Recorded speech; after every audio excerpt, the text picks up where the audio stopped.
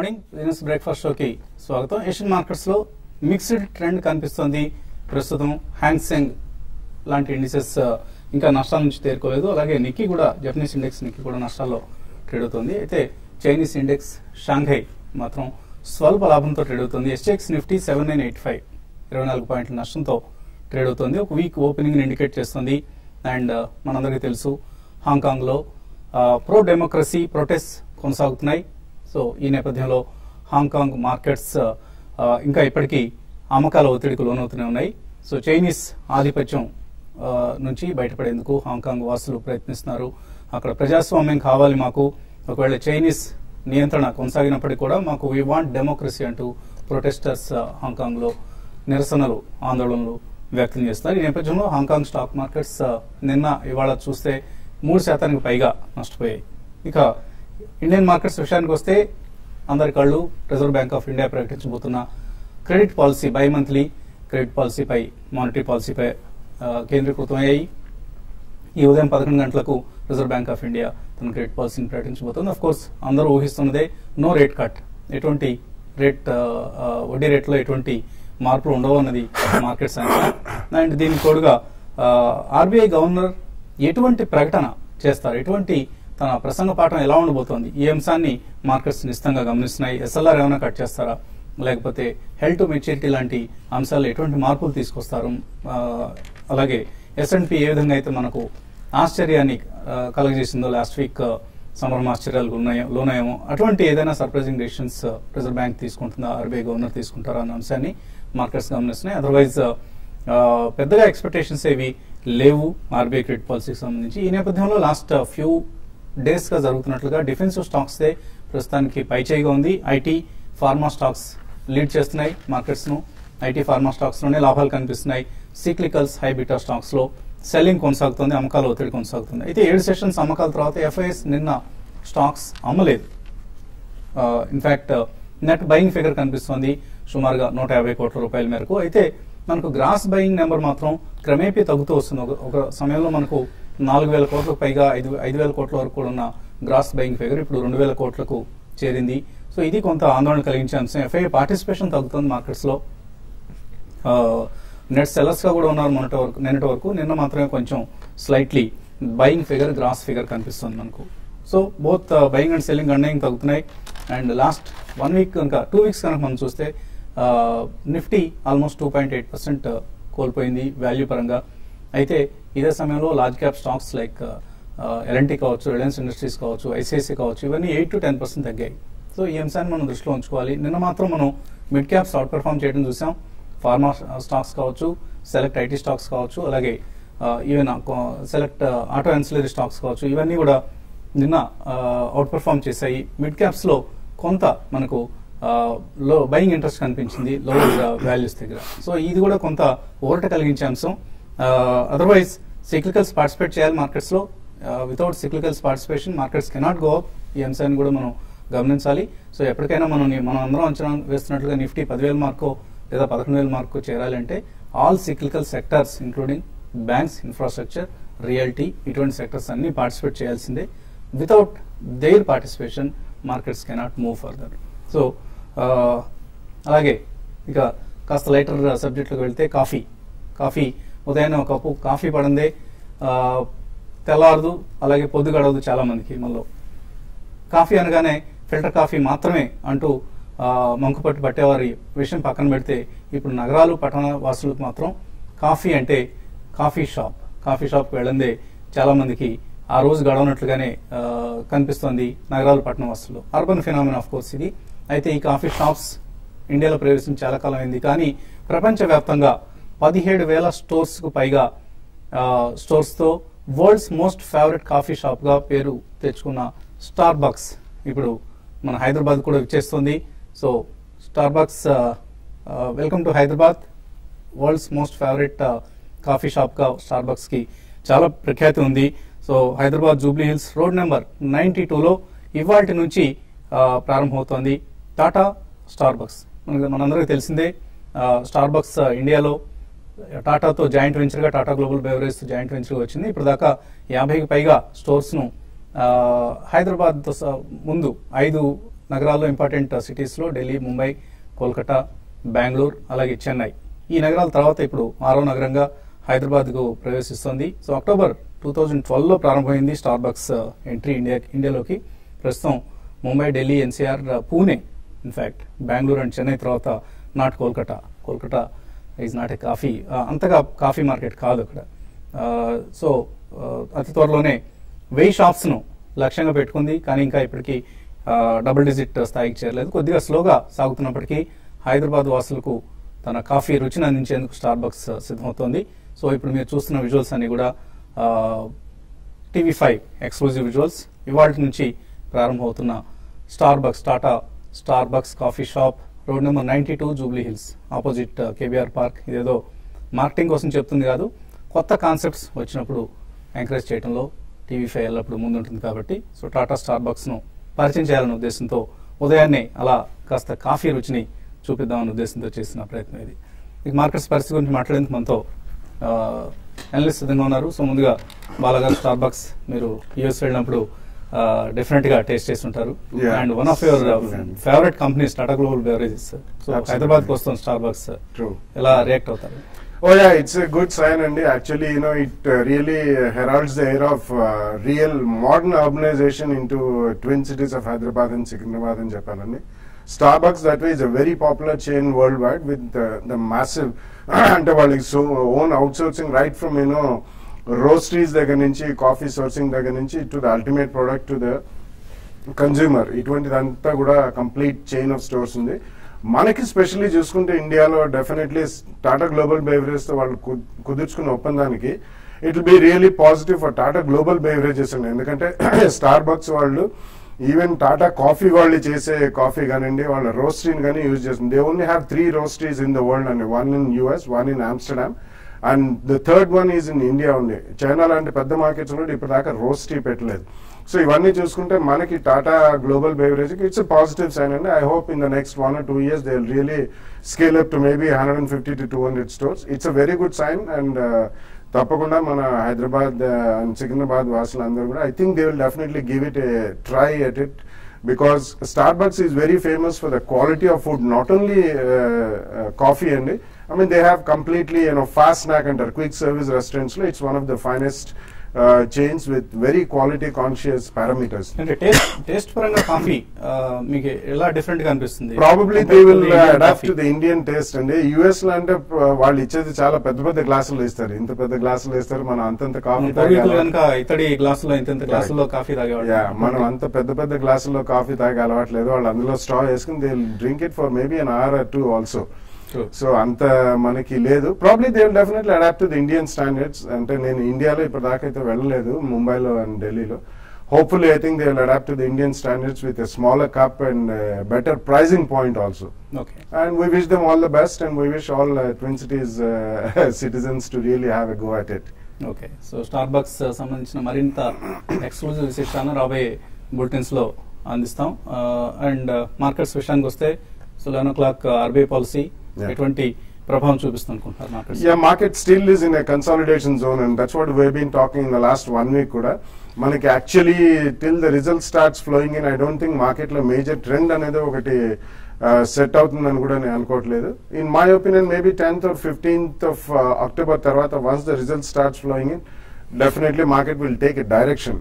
ఈ లోపల మాత్రం there is a lot of activity in some specific sectors and mid cap stocks and especially మనకి rupee weaken అవుతుంది కాబట్టి lot of pharma and IT companies and selectively some auto ancillary companies and even auto companies interest sensitives ఒకటి పక్కన పెడితే మిగతా అన్ని కూడా I think they are definitely participating అనే చెప్పాలండి. అండ్ స్పొరాడిక్ గా చిన్న చిన్న companies maybe some exclusive sectors like pigments, dyestuffs and dyestuff intermediaries and fine chemicals and specialty chemicals. Ivi last oka 10 to 15 days lo koddiga I think they have taken a back seat. Ninna manam we have seen a lot of action in such kind of stocks. So definitely I think this market is completely concentrating and focusing on small and mid cap stocks. So ee context lo evarana invest cheyalanukunte matram they can wait for a week or 10 days till the result starts flowing in. ఈ లోపల మనకి major గా I think మన మోడీ గారి trip కూడా I think today it will be almost over. And కొన్ని positive developments వస్తున్నాయి, but how far it's going to really translate itself into real business అనేది it will take another 1 or 2 quarters for them to really pronounce. So ఈ లోపల ఈ consolidation zone లో మాత్రం తప్పకుండా people should start buying అండి. Probably in the next 1 week అయిన తర్వాత they should keep the real stocks they chosen on the radar పెట్టుకుని డెఫినెట్లీ ఫస్ట్ ప్రైస్ పాయింట్ లో మాత్రం తప్పకుండా ఈ రిజల్ట్ సీజన్ లో ఇన్వెస్ట్ చేయాలని చెప్తానండి.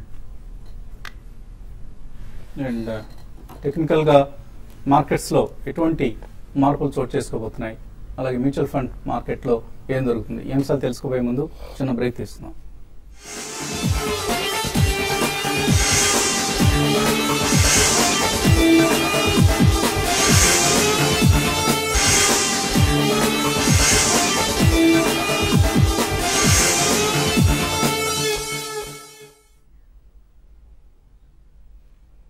న్యూస్ బ్రేక్ఫాస్ట్ లోకి తిరిగి స్వాగతం. జంట నగరాల వాసులకు ఒక ఆహ్లాదకరమైన అనుభూతి ఇచ్చేందుకు ఇవాళ నుంచి ప్రారంభమవుతుంది టాటా స్టార్ బక్స్. హైదరాబాద్ లో రోడ్ నెంబర్ 92 జూబ్లీ హిల్స్ లో స్టార్ బక్స్ కాఫీ షాప్ వస్తుంది. సో అమెరికన్ జైంట్ ఇది స్టార్ బక్స్ విశ్వవ్యాప్తంగా 17,000 స్టోర్స్ పైగా ఆపరేషన్స్ లో ఉన్న స్టోర్స్ కలిగి ఉన్న స్టార్ బక్స్ ఇప్పుడు హైదరాబాద్ కు ఇచ్చేస్తుంది. So let's welcome Starbucks to Hyderabad. Markets విషయానికి వస్తే టెక్నికల్లీ మార్కెట్స్ ఏ పరిస్థితిలో కనిపిస్తున్నాయి, ఎక్కడ నిఫ్టీ, బ్యాంక్ నిఫ్టీ లాంటి కీ ఇండిసెస్ సపోర్ట్ తీసుకుంటారు? లాస్ట్ 2-3 days మూమెంట్ చూస్తుంటే కనుక మార్కెట్ లో ఒక పాజిటివ్ ఇండికేషన్స్ కనిపిస్తుంది. కాకపోతే ఇవాళ కీలకమైన రోజు ఉంది కాబట్టి ఇవాళ వాలటిలిటీ ఉండే అవకాశం ఉంది కాబట్టి ఇవాళ కన్ఫర్మేషన్ అనేది రావాలి. అలాగే లాస్ట్ 2 వారాలుగా చూస్తే కనుక 7,900 దగ్గర మార్కెట్ రికవర్ అయ్యి కొంచెం స్ట్రాంగ్ గా క్లోజ్ అవడం చూస్తుంటే కనుక ఈ లెవెల్లో బాగా అక్యుములేషన్ కనిపిస్తుంది. కాకపోతే మన లాస్ట్ 2 days రికవరీ తర్వాత మార్కెట్ ఇంకా 10 days 20 days short term moving averages కిందే ట్రేడ్ అవుతుంది. ఇవాళ టెక్నికల్ గా చూస్తే కనుక ఈ లెవెల్స్ పైన అంటే 8,000 దగ్గర కీలకమైన రెసిస్టెన్స్ కనిపిస్తుంది. ఈ 2 రోజులు మేజర్ రీసెంట్ టాప్ కూడా అదే. ఇవాళ ఆర్బీఐ క్రెడిట్ పాలసీ వచ్చిన తర్వాత మార్కెట్ పాజిటివ్ గా స్పందించి ఒకవేళ కనుక 8,000 పైన కనుక స్ట్రాంగ్ గా క్లోజ్ అయిందంటే మటుకు టెక్నికల్ గా ఒక అప్వర్డ్ బ్రేక్అవుట్ సిగ్నల్ ప్యాటర్న్ వచ్చేసినట్టే. అప్పుడు 8,000 పైన క్లోజ్ అవుతాయి మటుకు లాంగ్ పొజిషన్స్ ఫ్యూచర్స్ లో లాంగ్ తీసుకొని 7,900 కింద స్టాప్ లాస్ అనేది పెట్టచ్చు. On the whole market oversold position నుంచి రికవర్ అయింది కాబట్టి ఇమ్మీడియట్ గా డేంజర్ లేదు, అన్లెస్ ఏదైనా ఒక ఎక్స్ట్రాడినరీ సిచ్యువేషన్ అవుతాయి తప్ప కనుక. సో షార్ట్ పొజిషన్ ఉంటే కనుక నా ఉద్దేశం ఆర్బీఐ క్రెడిట్ పాలసీ తర్వాత మార్కెట్ స్టడీగా ఉందంటే మటుకు క్రెడిట్ పాలసీ తర్వాత షార్ట్ పొజిషన్స్ కవర్ చేయడం మంచిది. లాంగ్ పొజిషన్ ఉంటే కనుక 7,900 కింద స్ట్రిక్ట్ గా స్టాప్ లాస్ పెట్టి హోల్డ్ చేయొచ్చు. So on the whole market నా ఉద్దేశం కొంచెం రికవరీ వచ్చే అవకాశం కనిపిస్తుంది. ముఖ్యంగా ఫార్మాలో స్ట్రాంగ్ గా కనిపిస్తుంది. ప్రైవేట్ బ్యాంక్స్ కూడా కొంచెం స్ట్రాంగ్ గా మొన్న కొంచెం స్టేబుల్ గా అయినట్టు కనిపిస్తుంది. సో క్రెడిట్ పాలసీ వచ్చిన తర్వాత 1 o'clock తర్వాత మార్కెట్ స్టడీగా ఉందని కనుక లాంగ్ పొజిషన్స్ హోల్డ్ చేయొచ్చు stop loss. And large caps కొంత సైడ్ లైన్స్ ఉన్న పరిస్థితుల్లో మిడ్ క్యాప్, స్మాల్ క్యాప్స్ లోనే ఎక్కువ యాక్షన్ కనిపిస్తుంది మనకు ఈక్విటీస్ లో. అండ్ మ్యూచువల్ ఫండ్స్ లో కూడా ఇదే ట్రెండ్ కనిపిస్తుంది. తప్పకుండా అండి. You have all new fund offers ఏవైతే లాంచ్ చేస్తున్నారో most of the mutual funds are launching new fund offers. ICICI లాంటిది growth series, SBI opportunities funds ఇటువంటి 2-3 year lock in funds launch చేస్తున్నారు. దానిలోకి చాలా మటుకు కూడా ఫ్రెష్ ఇన్ఫ్లోస్ వస్తున్నాయి. So this is one indication that everyone is looking at returns. Past returns అయితే 1 year, 1.5 year, 2 years returns వస్తున్నారు. దాని పరంగా చాలా మంది ఇన్వెస్ట్ చేస్తున్నారు. But my advice is simply don't go by returns అండి. ఒక మీ రిస్క్ అపెటైట్, మీ రిస్క్ రిటర్న్ ఏదైతే ఉందో దాని పరంగా చూసుకుంటే బాగుంటుంది. So stick to open end funds. ఎందుకంటే ఒక fund closed end fund returns ఇచ్చింది కదా అని ఇంకో క్లోజ్డ్ ఎండ్ ఫండ్ పెడితే market will take different turn. So go to open end funds, stay in open end funds. Lot of open end funds mid cap లో కానీ small cap funds లో కానీ మంచి రిటర్న్స్ ఇచ్చిన అవకాశం you have seeing examples. So మనం అయితే suggest చేసాం ఫ్రాంక్లిన్ లో కానివ్వండి, హెచ్డిఎఫ్సిలో కానీ, బిర్లా కానివ్వండి, ఐడిఎఫ్సిలో కానీ. So you have mid cap and small cap funds. So choose any of the flagship funds ఏదైతే మనం చెప్పామో గతంలో ఆ ఫండ్స్ లోనే ఇన్వెస్ట్ చేయండి. Open end funds are good. Conservative investors you have balanced funds. HDFC prudence కానివ్వండి, HDFC balance కానివ్వండి, అదే మాదిరిగా టాటాలో you have a balanced fund. ఐసిఐసిఐలో బ్యాలెన్స్డ్ ఫండ్ ఉంది. So you have regular dividends కూడా, మంత్లీ డివిడెండ్స్ కొన్ని ఫండ్స్ ఇస్తున్నారు. సో ఆ మాదిరిగా ఇన్కమ్ ఫండ్స్ బదులు కూడా కొంచెం ఎక్స్పోజర్ ఈక్విటీ ఫండ్స్ లో తీసుకుంటే బాగుంటుంది. So go aggressive. Next 2 to 3 years I think you should allocate some money into equity funds. Callers line ఉన్నారు. కొన్ని కాల్స్ అలాగే మెయిల్స్ కూడా తీసుకునే ప్రయత్నం చేద్దాం. వెంకటేశ్వరరావు సత్తుపల్లి నుంచి. హలో, నమస్తే సార్. నమస్తే అండి, అడగండి. Sir ESAB India Elder pharma sir ఏంటి ఫార్మా షేర్ ఎల్డర్ ఫార్మా ఎందుకని తగ్గుతుంది సార్? సో ఫార్మా షేర్లని ఉత్సాహంగా ఉరకవేస్తుంటే ఎల్డర్ ఫార్మా మాత్రం ఎందుకు వెనకంజ వేస్తుంది? ఎల్డర్ ఫార్మా బేసికలీ వాళ్ళ మెజారిటీ ఆఫ్ ద పోర్ట్ఫోలియో అంతా టొరెంట్ ఫార్మాకి అమ్మేశారండి. సో ఉన్నది జస్ట్ అబౌట్ రెసిడ్యూయల్ పోర్ట్ఫోలియో ఉంది వాళ్ళకి. సో వాళ్ళు మేజర్ పోర్షన్ అనేది ఆల్మోస్ట్ అబౌట్ 1.5 year అయిందండి టొరెంట్ ఫార్మాకి అమ్మేశారు. దాని కారణం మూలన I don't think Elder pharma will really do well even in future అండి. సో మీరు ఒకవేళ ఎల్డర్ ఫార్మాలో ఉంటే మాత్రం I think you should shift over to JB Chemicals are Indoco remedies which are doing extremely well. ESAB India ESAB is one of the finest companies in the world, and it's a Swedish company which is basically into welding products and welding rods, and a high technology company. Adi completely, it's directly linked to infrastructure growth, and the infrastructure growth unnappudu I think most of these companies will do well. Otherwise it's a good company, కానీ చాలా స్టడీగా పెరిగే stock అండి ఇది, and చాలా dormant గా ఉంది last 3-4 years కూడా. It's a Swedish multinational company. So I think you should hold on to it. Next 1 or 2 years కొద్దిగా ఇన్ఫ్రాస్ట్రక్చర్ రంగం పుంజుకుందంటే definitely ESAB will do well. Sridhar Tirupati నుంచి. Hello good morning sir Balu గారు. Good morning. నేను Minda industries, సుమని, ఆ తర్వాత స్టీల్ స్ట్రీట్ వీల్స్ మళ్ళీ యావరేజ్ చేయాలనుకున్నాను. ఈ 3 స్టాక్స్ ఫండమెంటల్ గా గుడ్ కంపెనీ సార్, మరీ కొనాలనుకున్నాను. ఏ ప్రైస్ లో కొనాలా? Minda industries, steel strips and wheels. Yeah, I think definitely you can buy and steel strips and wheels, and Minda Industries is one of the good auto ancillary. వాళ్ళది majority of the capex కూడా అయిపోయిందని వాళ్ళు recently ఒక statement చేయడం జరిగింది. Next 2 years we don't have a major capex అని, and they have recently taken over a company in Spain also. అంటే basically horns and distribution and electricity boards in automobiles, they almost control about 40 to 50% of the entire Indian market. So it's one of the good auto ancillaries. In the next 2-3 years, slowly Motherson Sumi Laga, they are also trying to expand into Europe and America. So in context, so definitely you should buy. And steel strips and wheels is also directly related to automobiles. As and when the automobile sales pick up, both the companies will do well. So you can definitely buy both of them at the first price point. Last caller, Vijayawada నుంచి Kishore. Hello అడగండి Kishore. Good morning sir. Morning sir, Pennar industries Manali petrol sir, ఈ రెండింటి గురించి కొద్దిగా ఏంటి sir? Pennar industries 60 రూపాయలు తీసుకున్నాను. 60లో కొనాలి. మనాలి పెట్రోల్ మనాలి పెట్రోల్ వచ్చి 16.5లో కొన్నాను. ఓకే ఓకే, ఏం చేయాలి? పెన్నార్ చూస్తే కనుక 15 రూపాయల నుంచి కంటిన్యూస్ గా 60 రూపాయల వరకు పెరిగింది. వీక్లీ చార్ట్లో చూస్తే కనుక గత 6 నెలలుగా కంటిన్యూస్ బులిష్ ట్రెండ్ చూస్తున్నాం. కాకపోతే టెక్నికల్ గా బులిష్ గా ఉన్నప్పటికీ మీరు హై ప్రైస్ లో తీసుకున్నారు. ఓవర్ బాట్ వచ్చిన తర్వాత లాంగ్ టర్మ్, మీడియం టర్మ్ కొంచెం ఈ లెవెల్లో కాషియస్ గా ఉంటే మంచిది. 60-65 రూపీస్ దగ్గర స్ట్రాంగ్ రెసిస్టెన్స్ అనేది కనిపిస్తుంది. నా ఉద్దేశం కొంచెం హై లెవెల్లో తీసుకున్నారు కాబట్టి కాషియస్ గా ఉండండి. షార్ట్ టర్మ్ అయితే కనుక 50 కింద స్ట్రిక్ట్ గా స్టాప్ లాస్ పెట్టి హోల్డ్ చేయండి. శ్రీరావు అడుగుతున్నారు, ఆర్బీఐ క్రెడిట్ పాలసీ ఉంది ఇవాళ. ఆయన 10 లాట్లు బ్యాంక్ నిఫ్టీ 15,000 పుట్ ఆప్షన్స్ తీసుకున్నారు. 120 రూపాయల ప్రీమియంలో హోల్డ్ చేయాలి, ఎగ్జిట్ కావచ్చు. బ్యాంక్ నిఫ్టీలో లాంగ్ తీసుకున్నారు, అలాగే పుట్ ఆప్షన్ అంటే కనుక మీరు షార్ట్ పొజిషన్ తీసుకున్నారు. రెండు డిఫరెంట్ వేరియడ్ పొజిషన్ తీసుకున్నారు. బహుశా కొంచెం హై స్పెక్యులేషన్ ట్రేడ్ తీసుకున్నారు. ఆర్బీఐ క్రెడిట్ పాలసీ ఎలా ఉంటుంది, దాని తర్వాత ఏమైనా సర్ప్రైజెస్ ఉన్నాయో, తర్వాత మార్కెట్ ఎలా రియాక్ట్ అవుతుంది మనం ఎగ్జాక్ట్ గా చెప్పలేమండి. ఏదైనా సరే ఎమ్మడే 1 తర్వాత మీరు స్ట్రిక్ట్ గా స్టాప్ లాస్ పెట్టండి. మీరు విన్నింగ్ పొజిషన్ ని కంటిన్యూ చేయండి. ఒకవేళ ఏ పొజిషన్ అయితే లూజింగ్ లో ఉన్నారో దాన్ని కట్ చేయడం అనేది మోస్ట్ ఇంపార్టెంట్. జగన్నాథ్ నాయుడు అడుగుతున్నారు, టీసీఎస్, హిందుస్థాన్ జింక్ ఈ రెండు నెక్స్ట్ 12 months కోసం తీసుకోవచ్చా? ఇప్పుడు తీసుకోవచ్చా లేకపోతే క్వార్టర్ రిజల్ట్స్ వచ్చిన తర్వాత తీసుకోవడం మంచిదా?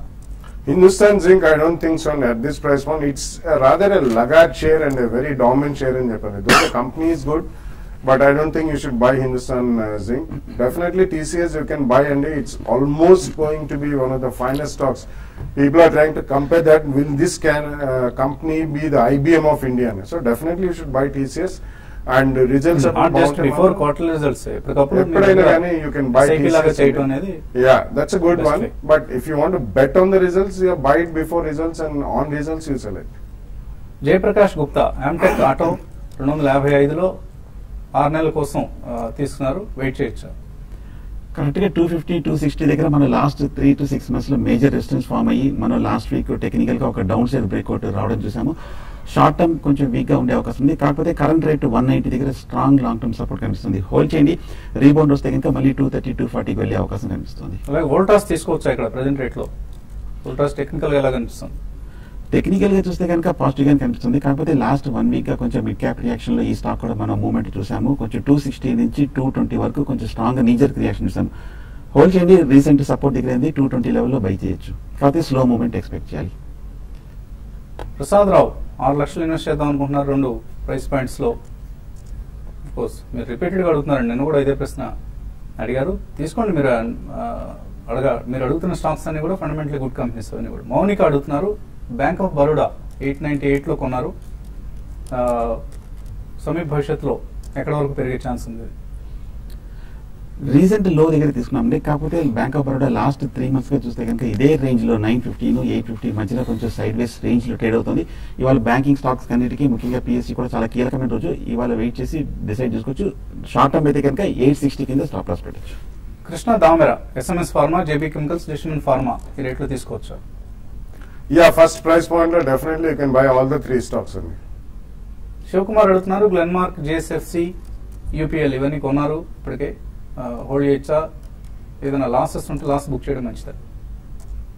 All the 3 are good companies and I don't think you should book losses, so definitely keep it. Other than the 2 pharmaceutical companies, GSFC is also one of the largest producers of caprolactam after BASF. Definitely hold all the 3 companies. సమయం మించిపోయింది. ఇది వాటి business breakfast show. మధ్యాహ్నం మళ్ళీ 1:30కు smart న్యూస్లో కలుద్దాం.